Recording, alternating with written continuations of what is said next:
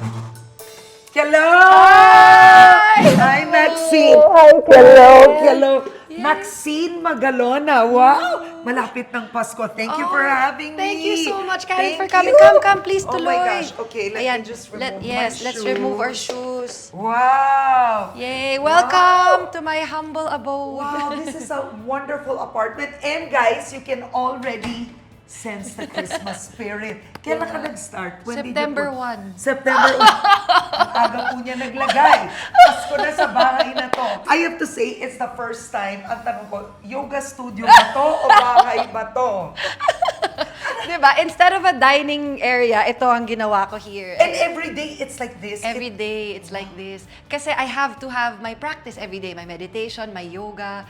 So parang naging ano na talaga siya, yun yung priority ko. Oo, it's a way of life. It's a way of life. So how long have you had this apartment? I moved in here 2016. And this is a two-bedroom apartment. Two-bedroom Nice. apartment, yeah. So you have a very comfortable living area here. What do you Yes. do? What do you like to do ba? Okay, so every day I do my meditation, my yoga, and then I work. This is where I work in this table. Okay. And then here naman in this area, I like to watch my Netflix. I know.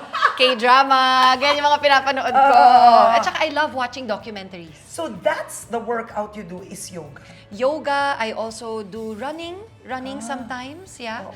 Before, I had like a daily running routine. So talagang yan yung mga form of exercise na gustong-gusto ko. Yoga, running, and then I also go to the gym once in a while. Okay, yeah. That's hard. Oh, this is cute. Yes, so this is by an artist. Sino nga to? Sorry, si Kos, Oh, yan. oh, yeah. So, I got this kasi it's showing like it's okay to cry sometimes. It's okay to be sad sometimes para maalala ko yon na if I need to cry, I'm going to cry kasi kailangan.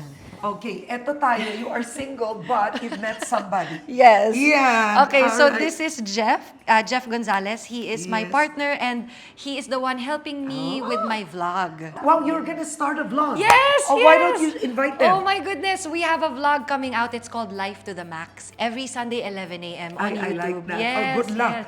Thank Good you, luck. thank Good luck. you. So, oh wow, okay. Ano to? This Okay. looks like a spiritual Yes. section of your home. So this is my altar. One of my teachers in Bali said that I have to have an altar, which is my station for amplification. Oo. So what she said is every morning I have to, even before I grab my phone, come here first kasi this is like my conversation with God. Give my mornings to God before I give it to the world because it's my way of showing Him that He is my priority.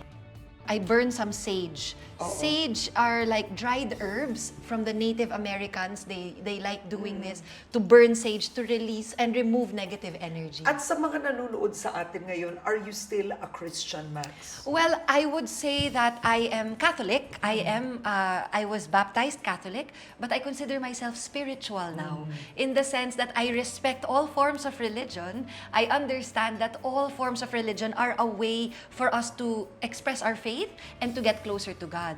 But if you can find your spirituality, meaning you have a direct connection to God, you have that relationship with God, then you won't really need to go through religion. Although I would say that I still go to church every Sunday Yes. because I still like that energy. And that's good. Yes, Yeah. yes. Ano to? I hate being... Okay. What is that? So this Oh. it's a neon light and this is a mock-up of an album cover of Kanye West. Oh, I hate being... Bipolar, it's awesome. Oh, So, oh. kinikilabutan ako because he's trying to turn it into a positive. That he's turning his art because he does have bipolar. Oh, He is. And for me, as a mental health advocate, I understand his pain as an artist. But actually kasi Karen, ang mga mental health condition, they are not meant to label us or to Yes. make us feel like we are less Yeah. than who we really are. Yeah. Kumbaga, mental health condition, it doesn't mean that there's something wrong with you or you're damaged. It means that there is something inside of you that you just need to align. Yes. And yung pagiging bipolar, yung pagiging sensitive natin, this is not bad. This is actually our gifts. So if we can learn to use it the right way, turn it into something beautiful. And that's why I put it there because it's a reminder that Okay. even if we have these mental health struggles, these conditions, they don't have to define who we are.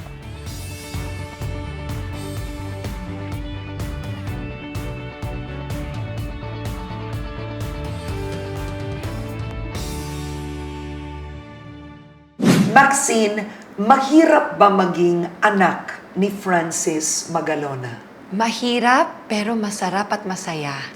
Mahirap in the sense na I grew up as the eldest daughter, so the pressure and the expectations, it was a lot. Somehow, parang yung energy, the feeling that I was getting growing up was, anak ka ni Francis M., apo ka ni Pancho Magalona at ni Tita Duran, anong kaya mong gawin? Dapat magaling ka rin. I took on all of that pressure unconsciously. When it comes to my mental health, marami talagang negative impact. Kasi imagine growing up needing to be perfect in everyone's eyes right away. It made me become a perfectionist. And so every time I failed or every time I made a mistake, I became too hard on myself. And I was always disappointed with myself. I don't want to say mahirap because I'm ungrateful, na hindi ako masaya, na anak ako ni Francis M. I'm just being honest na it is really hard to be one of the children of a legend, a rap legend like him. You talk about mental illness, trauma. Balikan natin yung kabataan mo, no? Ano ba ang core memories mo with what you believe naka-apekto o nagbigay ng trauma sa'yo? 8 kids kami in the family. Malaking family. So, hindi natin maiiwasan maraming mga away, disagreement. So, my parents, they were young. They were young when they started their family. They were very rock and roll with how they raised us. My dad was a very real, authentic, fearless person. My mom was also very strong, very opinionated. So, there would be a lot of disagreements at home, not just between my parents, but sa aming magkakapatid rin. I would say it was very chaotic growing up, but there were also a lot of fun times. Pero ang masasabi kong naka-affect at nakapagbigay ng trauma, yung very chaotic environment, madalas maraming nagkakasabugan, nagkakaaway. And I think this is very normal in most households, right? Imagine being part of a celebrity family. Maraming mga disagreements at home, but then in front of the camera, we would have to pretend and show that we're all okay. And I'm not blaming my parents. I have to make this very clear. I don't blame our elders because they were also just doing what they knew with the information that they had. And also our elders, ang mga nauna sa atin, pinapasa lang din naman sa atin kung ano yung napasa sa kanila, ng kanilang elders. So ganun yung nangyari na we all grew up with that kind of energy na there would be chaotic times at home, but when the cameras start pointing at us, we have to be picture perfect. Alam niyo yun? So medyo nagkaroon yun ng effect sa akin in the sense na hindi ko na alam what is real and what is for the cameras, you know? Kung baga, kailan ba kami totoong pamilya, kailan ba kami artista. Alam niyo, yun yung nakakalito. It was somehow confusing.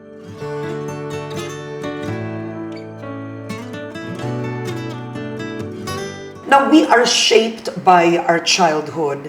And when you got married, inamin mo na ang kabataan mo affected your marriage, your behavior in your marriage. Yeah, it did affect my marriage because when we enter relationships as adults and we have not yet done the work to heal our childhood wounds, there will be no way but for us to project those wounds onto our partners, vice versa. You know, it's not just one person, it's both of us. If both of us do not do the work to heal our childhood trauma, our pain, ibabato lang natin ng ibabato sa isa't isa, there will be no growth. And it will turn into a toxic marriage, a toxic relationship where both of you will feel stuck. And looking back, what were you like in your old marriage? I was very immature. My inner child was really screaming and complaining and wanting attention, affection, connection. Kumbaga, our wounds when we were children, what we did not receive as children,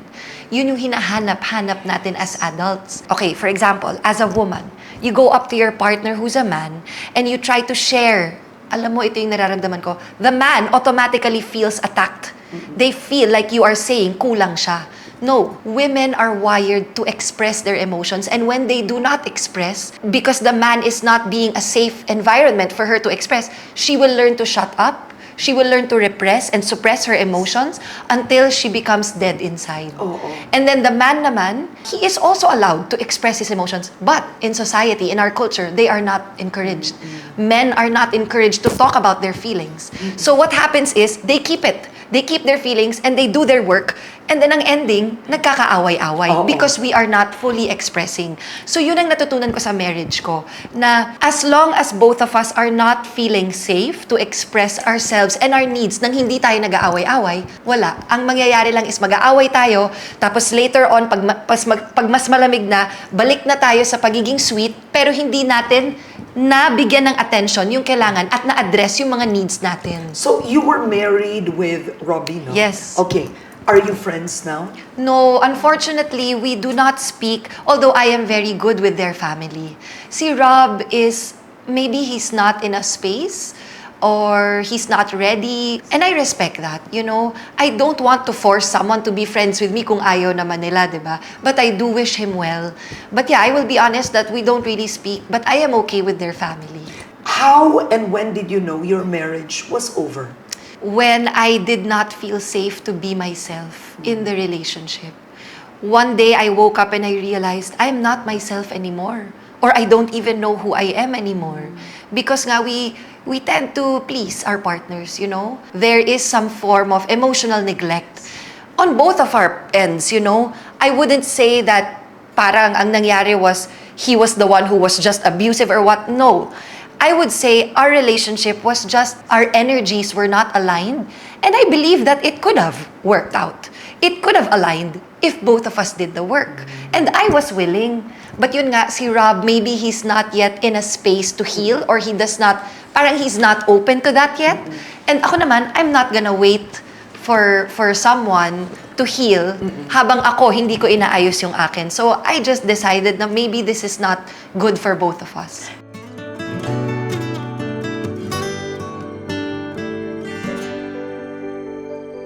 Now, you were diagnosed with C-PTSD. It's complex post-traumatic stress disorder. Yes. Ano yun? Ipaliwanag mo yun. Ang C-PTSD, so PTSD is when you go to war and you experience a lot of mga explosions, you're always living in fear, na trauma ka doon sa experience na yun. And that's called PTSD. C-PTSD is different in the sense na it's like you're going to war every day because you are living in a home that feels like a war environment. So C-PTSD happens in interpersonal relationships. It is when the person feels like they are trapped because the other person keeps throwing their negative energy to you. And how does this happen? When parents don't really give attention, when they unconsciously neglect their children. Or away ng away. Away ng away sa harap ng bata. Oo. Yun yung nagiging C-PTSD kasi parang yung bata nasa war zone every day. And then we end up becoming hypersensitive adults because we were trained, we were conditioned to always be on our toes, walking on eggshells kasi hindi natin alam kung kailan yung next explosion. Hindi natin alam kung kailan yung next na mangyayari. Isa pang example, you're going to school every day and there's a bully there. So it doesn't have to be just at home. It's or office, may bully ka doon. For years, binubully ka ng boss mo. That you can also develop C-PTSD from that. How did C-PTSD affect you in your real life? Oh, wow. It turned me into a people pleaser.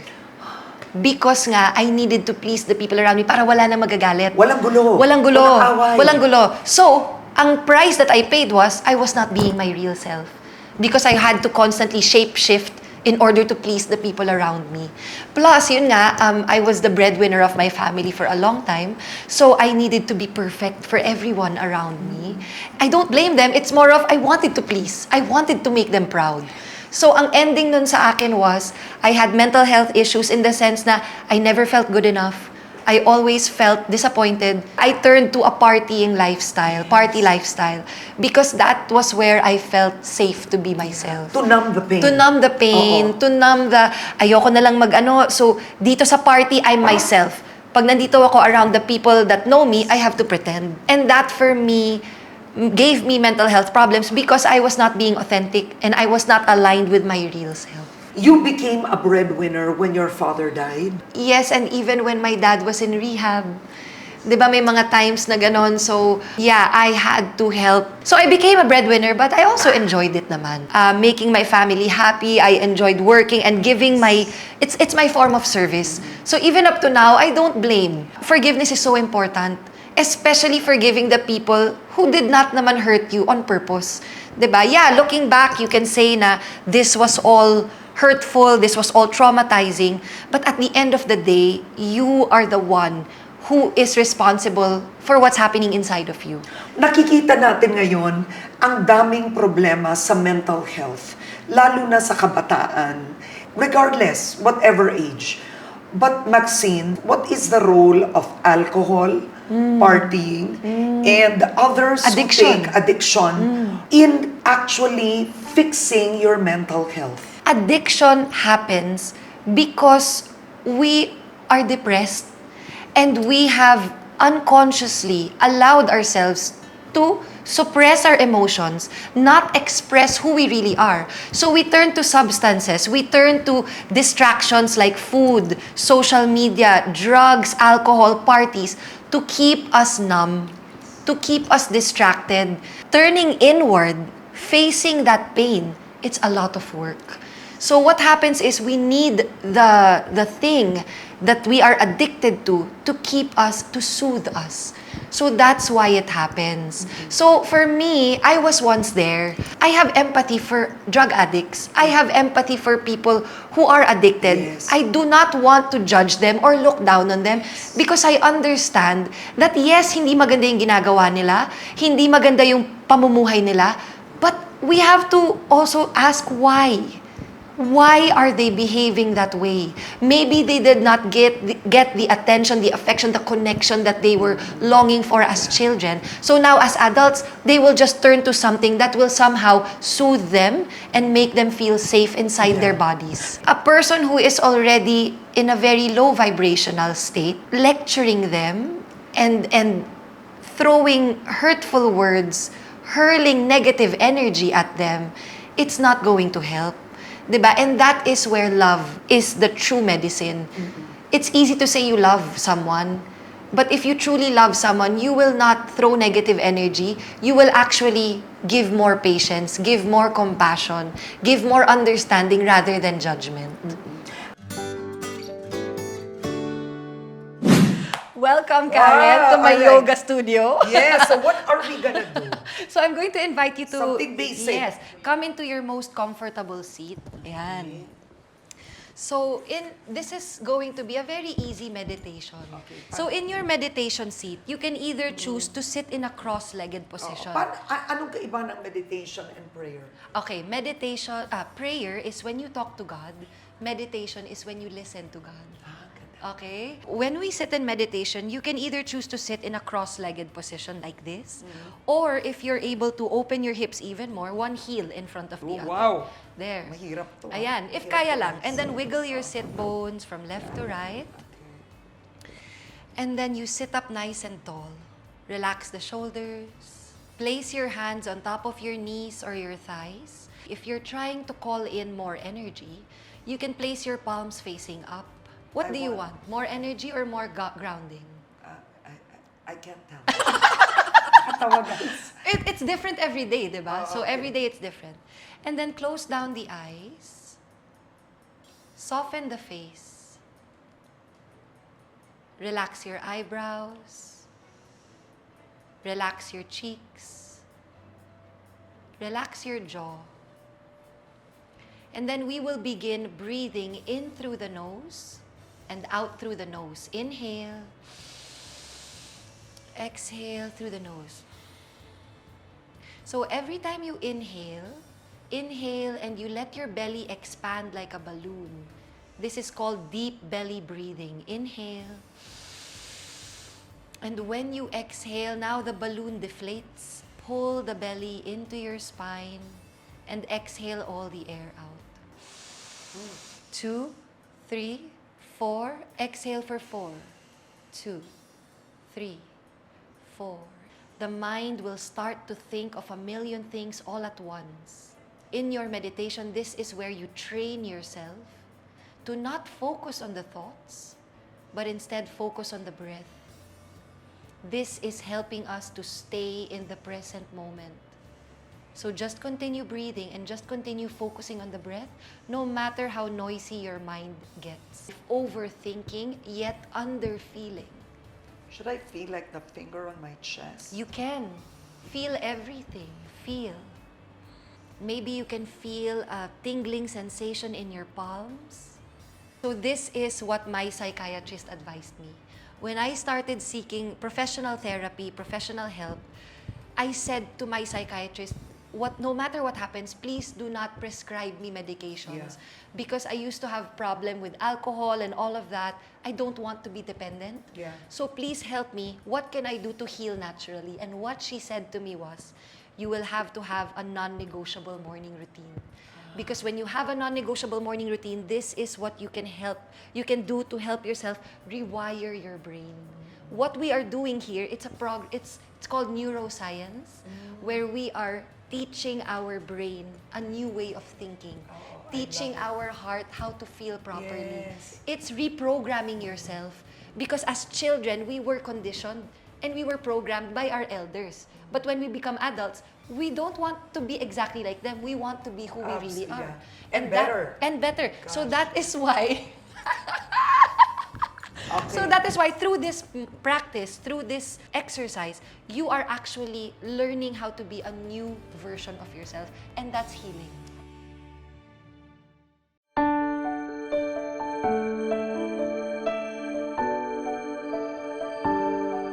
How is your relationship with your mother? It's good. It's better now. I would say that everyone knows this naman din. I mean, most people know that I had to take a healthy distance from her for almost 4 years, I think. I did not speak to her for a while following the advice of my psychiatrist. My psychiatrist was the one who said that it's not your mom's fault. If I want to heal, that's what she said, if I want to heal, I have to take a healthy distance from the people that I am not okay with yet.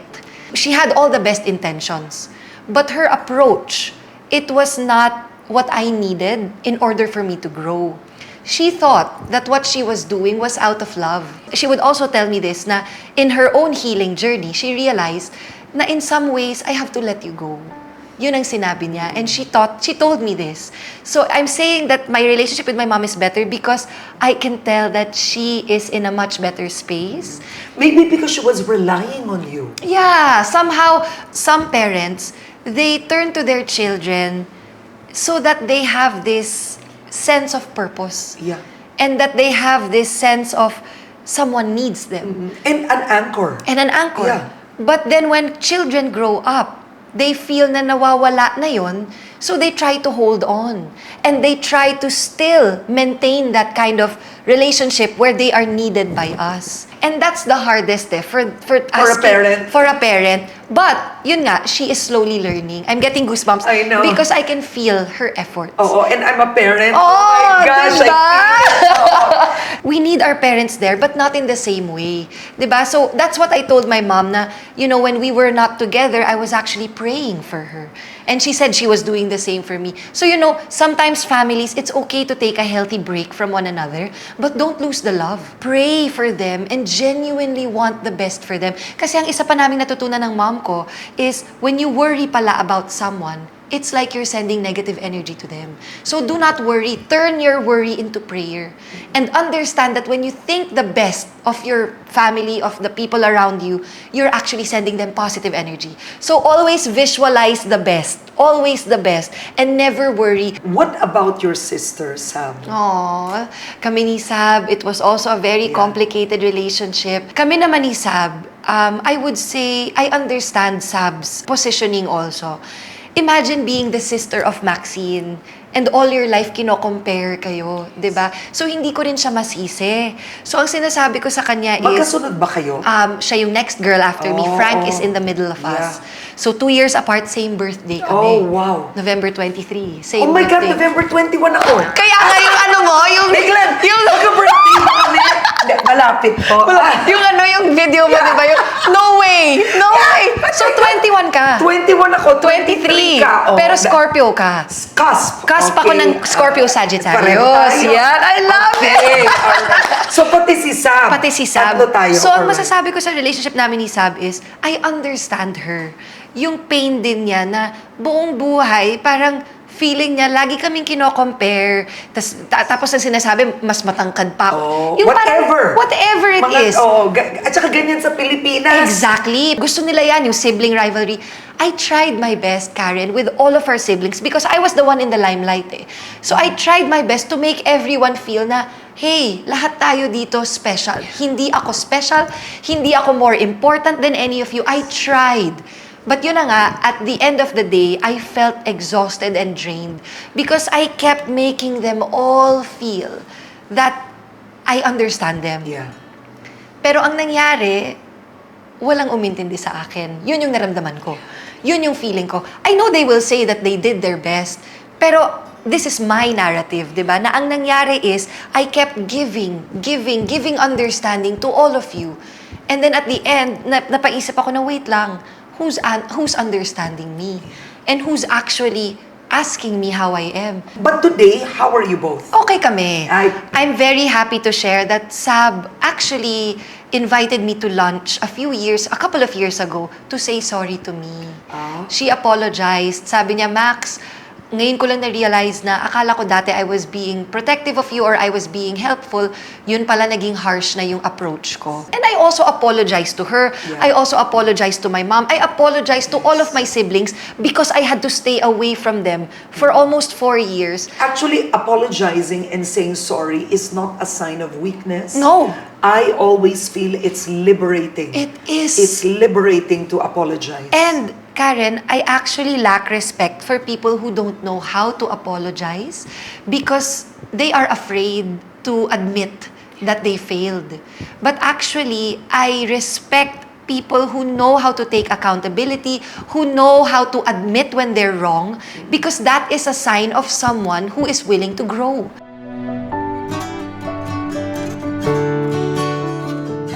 There are couples who are in a bad marriage or they know it's time to part ways. Where did you get the courage to walk away? Oh, God. God talaga, Karen. Kasi I had 2 options.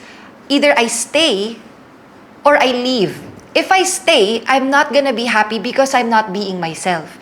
If I leave, alam kong I'm going to get a lot of shame, I'm going to get a lot of bashing. Hala, ayan na naman siya, iniwan na naman, walang tumatagal sa kanya. Ganyan yung mga naririnig ko eh. Even now when I'm advocating for wellness and healing, people say, puro ka na lang healing, hindi ka pa ba healed? Parang ang dami, sakitin ka ba? Ganyan. It's never gonna be good enough for everyone, di ba?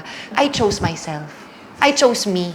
Kasi even if sabihin ninyo na, walang tumatagal, nag-break na naman, siguro talagang may sira sa ulo si Maxine, may mental health problem siguro, I don't care anymore. Kasi at the end of the day, what matters is how do you see you and how do you show up for you? How do you fight for yourself? And no matter what you get in the external, keep fighting for yourself.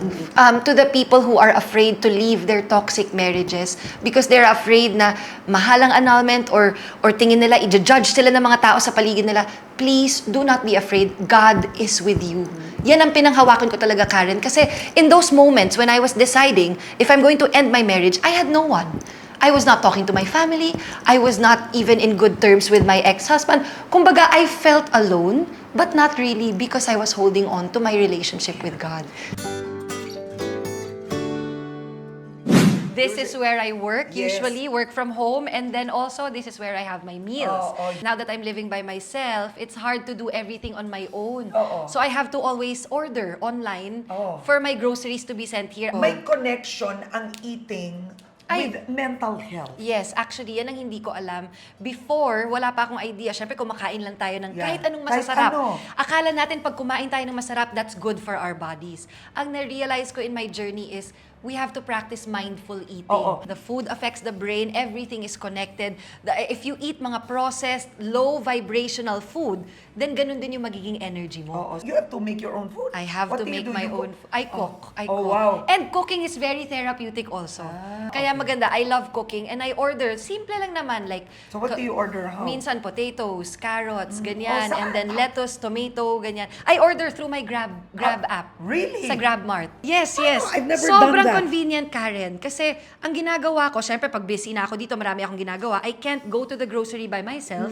Kailangan ko idaan sa aking Grab Mart app. So, Mart, May ganun pala. tapos you're gonna look for stores near you. Ayan na siya. Dito ako palaging kumukuha. What? Ito, nandito lang to? Nandyan lang yan. Okay. It's in the mall connected Pero to how this do you building. know the quality? Patingin nga, let's say sample. Yung Okay, salad. so let's say lettuce. Hanap tayo ng lettuce. Ayan.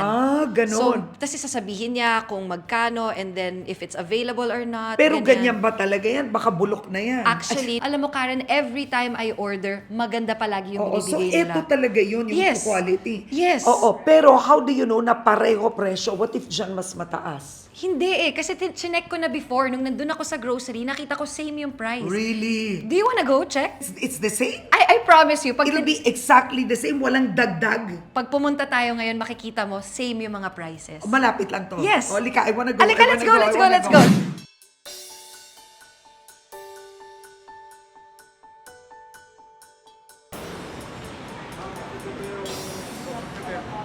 Hi! Hello!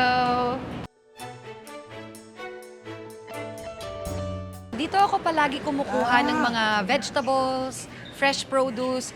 Ang favorite kong kunin, potatoes. Kasi feeling ko potatoes, you can do so much with it, Yeah, right? yeah, Ang daming yeah. pwede. O- So pag bibili o-order ka ka. ng potato, 117.50 dito sa Grab. Per 500 grams. Yan, Asan eto na dito siya. yun? Look at the price. Oh my gosh! Eksakto nga. Oh my gosh! It's the same. Kasi nakakagalit ako biglang pagdating sa'yo. Iba. Kahit nadagdagan ng 2 piso o 3 piso, it's exact. Exactly. Exactly. Diba? Oo. So para kang Okay. nandun din. Kahit Alright. nag-order ka through your phone, it's like you're there. Okay, so let's get na. Ano bang Oh, bibili sige. natin? So one. Okay, para sa salad mo. Oh, sige. Dito tayo sa bananas. Sunnyfield banana lakatan, 1 kilogram. Okay, 165 pesos. 82.50 times 2 is 165. So parang pwedeng isang ganito. Yan. Yes. Ayan isa. na. Ito na. Okay. Ayan. Oo, next. Next, tomatoes. Let's go to tomatoes. Wow, ang healthy eater. So you eat naturally. As much as I can, but of course, I still have my treat days. I don't wanna call them cheat days. I wanna call them treat days because I deserve a treat once in a while. Of course. Like yung mga dessert, di ba? Mga sinful desserts. So ito naman, tomatoes nakalagay dito, 90 pesos for 500 grams. So that's half kilo. So iba to, hindi ito yon. Oo. Okay, alam mo, ang mahirap kasi, let's say, ang daming tomato. Yes. Ayun, teka lang, may taga-grab pala dito. Ayan, ate, halika dito. Okay, Ayan, okay. hi ate. So talagang nandito ka, tinan nyo naman po, ang laki-laki ng kanyang sign. Okay, thank you ate. So- Gusto namin maintindihan bakit nakalagay dito 90 pesos, tas ito naman, iba yung presyo na nandito. Bali po ma'am, si Grab po kasi is, ang nakalagay po sa apps natin is saktong 500 grams. Pero pagdating po kasi sa store ay meron po tayong low sa weighted or above sa weighted. Ang weighted naman po kasi natin ma'am is pwede po natin siyang i-adjust more on 20%. Pero bago po yun, i-inform po muna namin si customer na na-adjust po yung... Okay, So pag okay. nag-order, ini-inform nyo ang customer online, Yes po. and then magdi-decide yung customer kung itutuloy niya. O Yes po, hindi. ma'am. Ayun. Okay. Alright. Pero more or less, ate, halos pareho lahat ng price Yes sa po, app. Okay, ano pa bang gusto mo? Patulog Ayan, tayo. hanap tayo apples ate.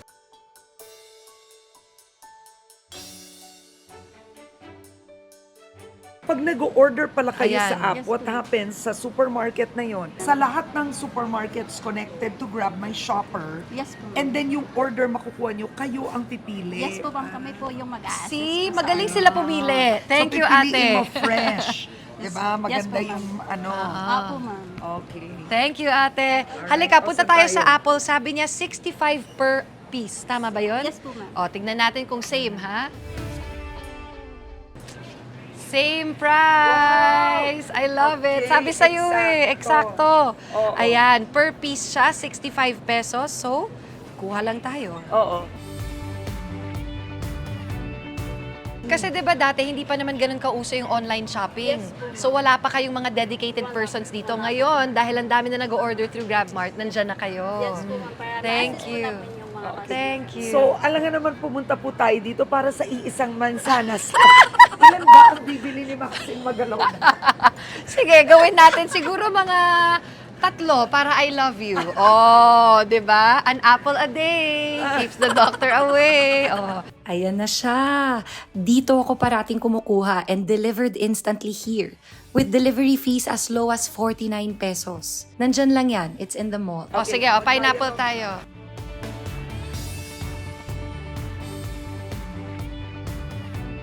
Pineapple is 189 dito sa Grab app. Dito naman, it's really 189. Wow, eksakto. Ayan na siya. I love pineapples. Okay. So I love actually, it. perfect ito for Christmas preparations. Kapag Pasko, ang dami nang nag-order. Yes po, ma'am. Because busy yung mga tao, a lot of them hindi makapunta sa supermarket. Tsaka grabe na ang traffic. O grabe ang traffic, so mag-online na lang. Yes, po, ma'am. Para less hassle din daw po sa Yan. kanila. Tsaka marami po kasing nag-grocery in person. So, para hindi na po sila sasabay dun sa maraming tao. Oo, tsaka when it comes to your mental health, di ba, as much as you can ask help from others, para mabawasan yung to-do list mo, nandyan si Grab Mart para sa atin.